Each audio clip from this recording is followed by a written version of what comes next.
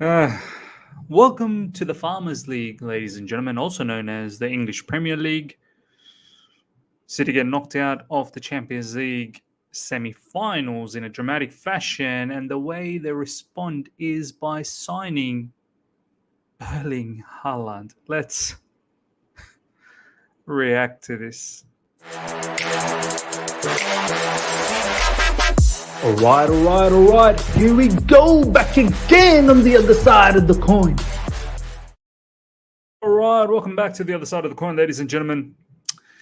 In the last 24 hours, we've been enlightened by this particular news, which was broken by David Einstein from The Athletic. But since then, many other publications and other transfer gurus out there have been tweeting, I suppose, the details out of this particular matter. Erling Haaland to Manchester City is confirmed. It's a here we go from Fabrizio Romano. It's going to be announced apparently within a week or so. And if it was already difficult to win the Premier League, it just got even tougher. I mean, think about it. Put it in this perspective. Manchester City, for the last, I think this is going to be their fourth title if they do go on to win it, which looks like very, very likely now. I can't see how they're going to drop points. Liverpool dropped points against Spurs, did them a favour. Under Pep Guardiola, this will be their fourth title victory out of the five. One of them was obviously Liverpool. And the points they were racking up was unbelievable, always above, predominantly above 90. I remember last season, they just ran away with it. But season before that, against Liverpool, I think it was 98 and 97. Again, this season, they're probably on track to be over 90. I mean, we can't even crack it above 70 for the past 5 seasons. I mean, we found it very difficult. I think there might have been once or twice we cracked it above 70, but predominantly we've been below 70 in the last 5 seasons since we got the title victory under Antonio Conte. It's already very difficult for us. And the instability that we have doesn't make it easier. And now Manchester City go on and add Erling Haaland. They were doing it without a striker. Aguero last season wasn't there, and they absolutely blitzed. Last season he was there, but it didn't feature much. This season he isn't there, and they're still doing the trick. Pep Guardiola has found a way to play without a striker, and I have to be honest, it wasn't too bad. They were still very, very efficient and proficient, and they were blitzing teams. And now on top of that, add Erling Haaland, which I feel is just going to make them even more ruthless. They kind of, in a strange way, if you think about it, they lack that talisman up front. Even though they've been blitzing teams, they lack that talisman up front. And now they've added this ruthless Terminator type of an attacker, forward striker up front. It just makes them that much more lethal. He's aerially dominant. He's just a physical specimen. His record in the Bundesliga is just insane. Something like 63 matches played, 61 goals. It's insane.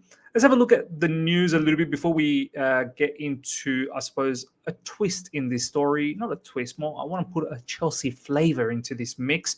I want to talk a little bit about Gabriel Jesus, because it looks like he could be on the way because of this. And I think someone like him we should really think about pursuing. This is what Fabrizio Romano had to say even more. Official announcement for Haaland deal will be this week with both Manchester City and BVB to confirm transfer after clause activated. Haaland wanted the announcement to be this week to say farewell to Borussia Dortmund fans in the best way, as they've been great to him. I mean, look, this is the player that we wanted. I'm absolutely certain this is the player we wanted last season, as opposed to Lukaku. I mean, I'm not saying Lukaku wasn't an option, 100% was, but I think the number one option was Erling Haaland. That's the one that the club wanted. That's the one that Jose Mourinho wanted. That's the one I think Thomas Tuchel wanted as well. But obviously, with the release clause coming into activation this season, and Man City again doing a madness, getting Haaland for about 65, 70 million euros. Last season, it was something around 150 million euros. But come to think of it, should we have just spent that? Maybe that would have made it, I suppose, a little bit more. I don't know. Maybe that would have made it a little bit more. I don't know. Maybe that would have just spent that. Should we have just spent that? Should we have just spent that? Maybe that would have made it, I suppose, a little bit more. I don't know. Maybe that would have made it a little bit more. I don't know. Maybe that would have just spent that. Maybe that would have made it all too difficult, I suppose, not just the transfer fee to many different parties, not just Borussia Dortmund, to the agent, late Mino Raiola, condolences to his family. Also, Erling Haaland's father. And on top of that, obviously, the salary and all that for Erling Haaland. This season, the transfer fee is a lot less because they're just triggering the release clause. But I'm sure the salary is just going to be just as small. We're going to have a look at that very soon. But have we missed a trick? Have we missed a trick? I think if we'd just gone out there and paid all of that money, he obviously would have come to us. But look, it is what it is. Maybe his heart was always to go to Manchester City because his father played for Manchester City, and then there seems to be some history there. Despite rumours, Erling Haaland's salary agreed with Manchester City won't go beyond the level agreed with Kevin De Bruyne, now worth around $375,000 per week. Haaland will sign the Manchester City until will sign with Manchester City until June 2027, so he's not going to break City salary structure. $375,000 per week. Apparently, that's in line with Kevin De Bruyne. We pay Romelu Lukaku $325,000, I suppose, I believe, something around in that region. $375,000 for a monster of his caliber, Erling Haaland. I don't think that is really breaking the wage structure. I think that's absolutely worth it. He's so determined. You can see if you watch any of the Borussia Dortmund matches, you can see how determined this guy is when he's on the field. Look, there will be an adaptation time for City with Erling Haaland, but I've got no doubt he's going to ball out because City creates chances. All Erling Haaland needs to do is just stay in the box, mate. Stay in the box. The cut-ins are going to come in, just tap it in. The crosses will come in, just header it in. 1v1 with a defender, he'll roll them over as well. He'll absolutely roll them over. It's just, and he's robust. He's not like someone who'll just stay static up front. He'll come deep. He'll help out with me. It's just unbelievable. He's got it all. He really does. He really does. Is he going to find it a little bit difficult? As I said, there will be an adaptation time, but he will quickly get around it. And it'll just make City that much more incredible if they weren't incredible already. They will literally blitz team next season. And it's something for us to think about. How do we are already so far behind Manchester City.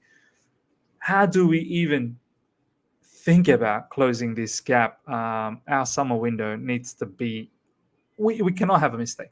Outgoings and incomings. We simply cannot have a mistake. Official announcement this week for Erling Haaland to join Man City, and so the same is expected from Karim Adeyemi to join Borussia Dortmund.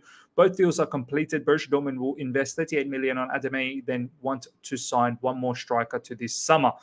Look, Borussia Dortmund, I swear, who are their scouts? Can we go and get their scouts? Look, they're going to lose Erling Haaland. They're going to make a bit of money. Obviously, they could have made a lot more money last season, but they're still going to make a lot of money this season with the release clause.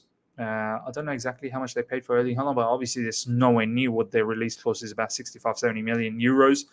And now they're already lined up for Karim Adeyemi, who's also going to be one of the superstars in the future. So they've let one go. They've now put in another one. I'm sure very, very soon top clubs will be coming after Adeyemi as well. Sancho, they cleaned up over there. Jude Bellingham is another one. I mean, these guys just keep on producing talent after talent after talent. I mean, Aubameyang was there, Lewandowski was there, and the list goes on. The list goes on. I probably would have missed so many names from that. And they've just Ousmane Dembele. I mean, they clean up.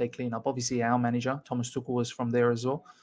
Someone please find out who is their scouts. Breaking, Erling Haaland has retired from winning the Champions League at the age of 21 years. Look, I mean, obviously there's some trolls around. This is true, though. Manchester City could probably go on and dominate the Premier League for many more years to come, like they weren't dominating already. But the Champions League, now you got Erling Haaland. There is no absolute excuses for this club next season to win it. You have to be the favourites. You have to be. Regardless of whether Mbappe goes to Real Madrid or whatnot, PSG are probably going to look to strengthen as well. Liverpool always doing smart businesses. But Man City, you are the out-and-out favourites. You're the out-and-out favorites. You would have to go and absolutely blitz every team out there and win the Champions League. Because if you don't, it's long. It's going to be long. Pep's already in the mud in this particular competition, not winning it with all that has been invested. Now you get someone like a cheat code of Erling Haaland. You have to win it. You have to win it. And I think there's some rumors that Pep Guardiola is going to sign a contract extension as well. So watch this space. Man City getting Haaland is official. This bold Pep guy just wants to keep dominating this league for F's sake. But at least we get to laugh at him getting knocked out in Europe year in, year out. I think this is what all Chelsea fans are sort of hoping for.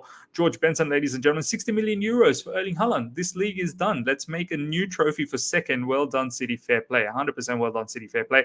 Let's check out a few more online, I suppose, posts what people are saying, and then we'll talk a little bit about from the Chelsea perspective. Premier League fans waking up to the news that Erling Haaland to Manchester City is done deal. Incredible scenes. Barcelona can't financially compete with Man City or Erling Haaland. If what you say happens, it would have been because of financial issues. It is what it is. Look at Manchester City's team. Adds Erling Haaland to City's squad next season and already looks ridiculous. Edison, Laporte, Stones, Diaz, AK, Zinchenko, Cancelo, Walker, Palmer, De Bruyne, Rodri, Gundogan, Bernardo Silva, Mahrez, Foden. Then they've got Haaland, Jesus, Alvarez, who they've added, Grealish, and Sterling. Now, I want to talk about Gabriel Jesus, ladies and gentlemen. With Erling Haaland going to Manchester City, there's already been rumors about Gabriel Jesus probably leaving now, and Arsenal is very hot on their heels for this particular player. And I feel like, and I want to throw this to you guys, something to think about. I want to hear from each and every one of you guys in the comment section below. What do you think about Chelsea perhaps pursuing Gabriel Jesus? For me, Gabriel Jesus is a very smart player. When you've worked under Pep Guardiola for that many years, your football knowledge would have to improve, would improve, and I'm pretty sure it has, and we've seen it with Gabriel Jesus' performances. Look, he may not be always clinical, but he knows how to play progressive football, penetration on the opposition box, their final third. I honestly think Gabriel Jesus could be a good fit for us if we keep Lukaku, which I think we will. I think we'll find it very difficult to get rid of Romelu Lukaku. If we keep him, add someone like Gabriel Jesus, who respectfully, I'm saying, and I want to know how you feel, I think he's an upgrade on Timo Werner. Technically, final third decision making, maybe not the pace, but who cares about the pace if you can't have good final third decision making, if you're not technically equipped like Timo Werner. So for me, Gabriel Jesus is probably a lot more well-rounded than Timo Werner, and someone like him, along with Romelu Lukaku up front, with three-man midfield, if we continue with the wing-back football, three at the back, could be something exciting. Lukaku, Jesus, Lukaku up front, Jesus just behind. Then you've got three-man midfield. You can have a creative midfielder, or you can have the existing midfield that we have. You can use Mount, Kovacic, with perhaps a new DM, maybe a Basuma, maybe a Boubacar Kamara, Declan Rice names out there. Not my preference, but many people want it. Wingbacks, new wingbacks. If Reece James and Chilwell are still injured next season, let's really look to improve the wingbacks, secondary options. We need creativity from all facets of the game, not just the midfield. We need creativity from the wingbacks. We need definitely creativity from Kovacic, Mount, whoever else, if we include in midfield. And obviously, Gabriel Jesus will have to contribute in that creativity factor as well. Look, as I said, ladies and gentlemen, we have to make sure our transfer business is spot on. We are nowhere near City already. And now they've added Erling Haaland. We have to be so smart with our recruitment and slowly and surely chip away the gap. Firstly, try and catch up to Liverpool. Then see if we can compete with Man City, because winning the league was already difficult, and it just got even more harder right now. Once again, I want to hear from you guys. Gabriel Jesus, I think this could be a cheeky purchase from them if we can get prize him away from City, because look, he was already not a permanent member. Yes, he played a lot more minutes this season, but he was already not a permanent member. So now that they've added Erling Haaland, Jesus's name is out there. They've added Alvarez as well. Now, I don't know whether they're going to use Alvarez. Maybe they will use him. Maybe they'll loan him. We'll see what happens. But ladies and gentlemen, let me know your thoughts about, one, Erling Haaland to City. What does that mean for the Premier League, Farmers League or not? Two, would you go for someone like Gabriel Jesus, perhaps, in this situation where we need to start rebuilding? If you've enjoyed this video, smash the like button. If you're here for the first time, subscribe, hit the bell notification to stay in touch with all my content. I shall see you guys very soon again for a live stream. And of course, the Leeds game coming up. We'll see what we do.